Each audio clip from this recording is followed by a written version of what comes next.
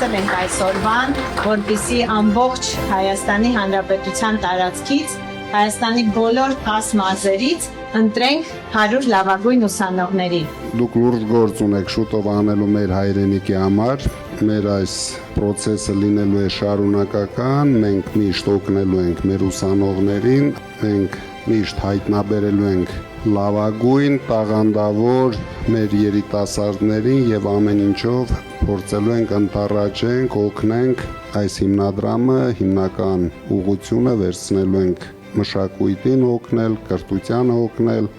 Սարգիս Կարապետյանի հիմնադրամը։ Քանի որ դուք գիտեք երևի ով է Սարգիս Կարապետյանը, հայրս է, ինքը 50 տարի դեռավել մանկավարժ է եղել եւ ես դրանով ուզում եմ ինչ-որ ձևով շարունակեմ իր գործը։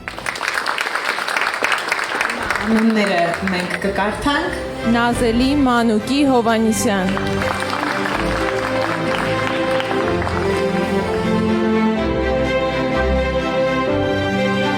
Աշոտ Նարեկի Ներսիսյան,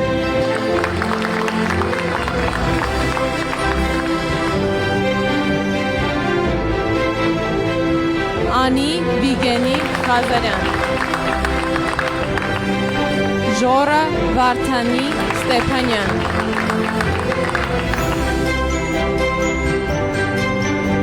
Հայաստան Արկադի Գրիգորյան,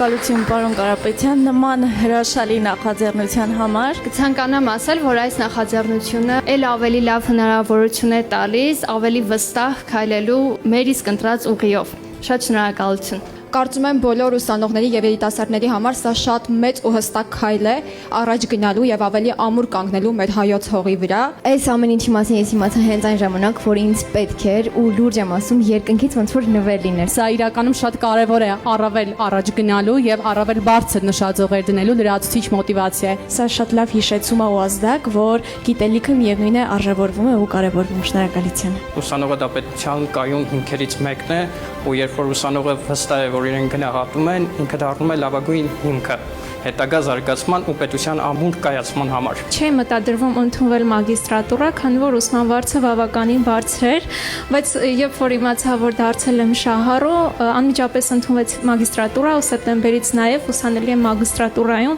Շատ շնորհակալ եմ նման հնարավորության, նաև նման նախաձեռնության համար։ Դուք գնացեք առաջ։